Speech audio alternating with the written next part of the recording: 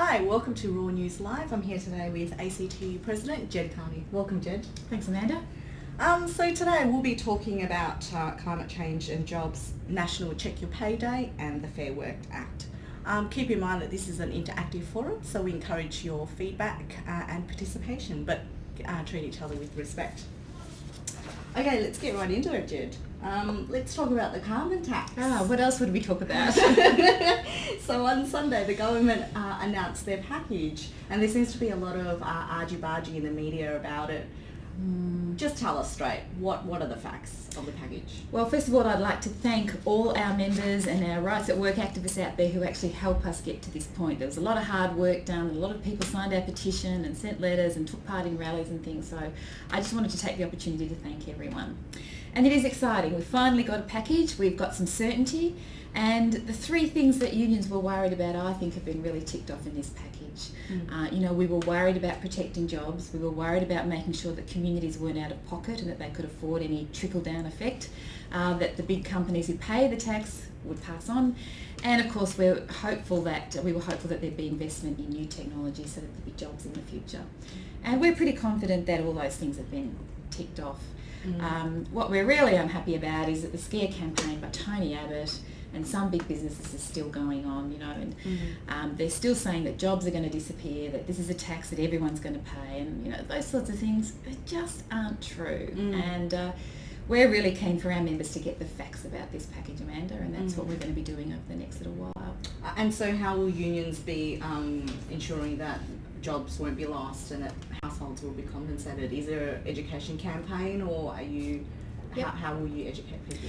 Well, there'll be a big education campaign. You'll be able to go to our website and get information. You can go to your union and actually ask for fact sheets. Our unions will be out there talking to members in workplaces. They'll be even phone calling. Some unions will be calling their members to talk to them about the facts. And I think this is going to be really important because there's still a lot of confusion, really. Absolutely. And we just want to clear it up once and for all, and let people know that it isn't the end of the world, that this is very manageable and that what we have is a good package. Yeah. So there's some talk about Australia taking the leadership in terms of a carbon price or a carbon tax. Can you clarify that, and what other countries have a carbon tax? Look, the fact is that a lot is happening around the world. We know that in Europe there are trading schemes. In some states in America there are emission trading schemes. We know that a lot of companies are investing big time in low pollution economies. In Germany, for example, we know that they've created about 80,000 jobs in this area alone by having a bit of foresight to get ahead. China is busily building a huge industry around this, and if we don't act now, Australia's going to miss out. And so we're really pleased that there's going to be about $10 billion to invest in new industries and new technologies, and that of course means new jobs. And what about the impact to the back pocket for an average household? Like how is the compensation package, or how is the carbon price package going to ensure that no one's worse off? Well, the estimates from Treasury are that the impact's going to be about $9.90. That's not a lot at all. It's not a lot of money, and there's going to be lots of tax cuts and compensation to low and middle income households. About 9 out of 10 households are going to receive assistance. Most people will be better off under this package financially. It won't be a huge impost on them. And I think we have to really stop this scare campaign that is going to put the price of Tim Tams up and all that sort of stuff. I mean, this is a tax on 500 big companies. And those companies, if they do the right thing and reduce pollution, they don't even have to pay the tax. I mean, this is a tax that is supposed to be avoided, if you know what I mean. Yeah. And so they don't even have to pass costs on, but we know that probably won't happen. And the costs that will be passed on to households will receive compensation to help them. Fantastic. So can you just summarise and let us know what are the union's priorities in terms of the carbon price? Like what were you seeking, and what have you been successful in? Okay, well, as I said, we were very concerned about jobs because we knew that there was a lot of talk out there that jobs would disappear. This package protects jobs, particularly in those industries that are exposed, those trade exposed industries like coal and steel. Those jobs will be protected. The second thing is that we didn't want households to be out of pocket, and we know that the majority of households will be compensated. You will get tax incentives, tax breaks. There's all new rules around tax thresholds and things that are a bit complex, but rest assured most families will be compensated for any out-of-pocket expenses. And the third thing that we wanted was investment in new technologies and new industries so that Australia could be right up there with the rest of the world and not lag behind. And we've got those things. Fantastic. So if this package protects jobs and industries, compensates households as well as invests in new technology, then the scare campaign seems like just a scare campaign. It really is. And eventually, you know, when after the scheme's been in and everybody sees that the sky hasn't fallen in and that, you know, there's no tax on the end of your shopping docket, because that's not what it's about, even though Tony Abbott would have you believe it, everybody will see that what Tony Abbott has been saying is rubbish. Oh, fantastic, fantastic. Well, is there a website that our listeners or watchers can go to? I'm sure there is, Amanda. Could you tell us what it is? You can go to the ACTU website or your Rights at Work website, where there'll be information, fact sheets and a summary of it. Okay, so they just go to the Rights at Work website and all our fact sheets are there. Okay, that's great. And go to your union, ask your union for information, ask your organisers, and pass on the information to your friends and family. Fantastic.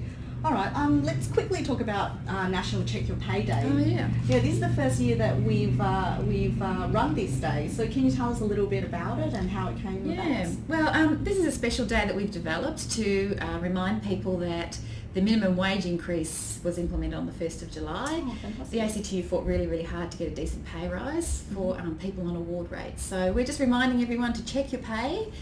If you think you were supposed to get the pay rise and you didn't, you can actually ring a free service that we have. If you're not sure whether you should have got the pay rise or any questions you have, you can ring 1300 unions, and that converts to 1300 486 466, 1300 486 466, and you'll get some advice from our helpline there. Fantastic. So there are about 1.4 million workers on the minimum wage. How much can they expect their pay to increase by? Well, most people got everybody got a 3.4% pay rise under the minimum wage case. So you should check your pay and make sure that it has gone up by that amount and that your bosses are doing the right thing by you. Fantastic, fantastic. So is this an annual, the minimum wage case an annual thing? Yes, this happens every year, and we hopefully will be doing this every year, and we know that a lot of people have already rung to check, and that, you know, just don't hesitate, just ring us up and make sure that you're getting paid what you should be paid. Oh, fantastic. And I know that the ACTU produced the 2 years on Fair Work report. Can you tell us a little bit about that, Jet? Well, we've been hearing a lot recently mostly from big employers that the Fair Work Act has been, you know, bad for the economy, and that it's forcing undue wage hikes, and that, you know, productivity is low, and they've been, all the facts show that these things just aren't true. What we actually know is that there's no huge increase in wages, and I'm sure most of our members would know that. There's no massive wages blowout, as they say. Wages have been rising steadily. Productivity's been rising steadily. There's been less industrial disputes. The economy is very, very strong, and that the Fair Work Act is working very, very well for most Australians. So, you know, we just want people to be aware that when they hear the bosses say, you know, it's all doomsday because of the Fair Work Act, again, it just isn't true. Yeah. So we released a report to show the facts about the economy under the Fair Work Act, about industrial relations, and you can access that too from our website, and we encourage you to educate yourself about that so that you too can actually answer people with knowledge and confidence. Fantastic. Just to revisit the National Check Your Pay Day, it suggests that under the Howard government's Fair Pay Commission, minimum wage was actually decreased because of a freeze. Does the Fair Work actually protect and ensure that kind of stuff doesn't happen anymore? But that was really quite astounding decision under the Howard government to freeze the minimum wage and to not give workers any pay rise, when in fact the cost of living was rising dramatically. And that had quite a profound impact. We have gone back to an independent umpire now where the ACTU has a place in that process, and we can argue rationally for pay rises for really people on award wages or the lowest paid in the country so that they can keep up with the cost of living. Mm-hmm. So we now have a fair system, and that's one of the positive things that's happened under the Fair Work Act. Fantastic. Well, if these initiatives continue under the Fair Work Act, then I assume that there's no need to fear or for workers to listen to their boss and say that it's doomsday or anything like that. That's true. Just get the facts straight. There's a lot of talk out there. We've unfortunately heard the Liberal Party tell us that they are looking forward to sort of taking us back to a work choices style regime, and they're actually using scaremongering again about the Fair Work Act and saying it's not working when in fact it is working. Yeah, great. All right. We normally have a question and answer, but today I think we're running out of time, so we might just wrap up. And the next time we have this broadcast will be on August the 12th at 3 o'clock, so we hope that you'll join us then. And thank you so much, Jed. Thanks, I know you're Amanda. really busy, No, so it's it's great great. that you take the time out to kind of connect with workers and My pleasure. All right. Thanks, guys. See you next time.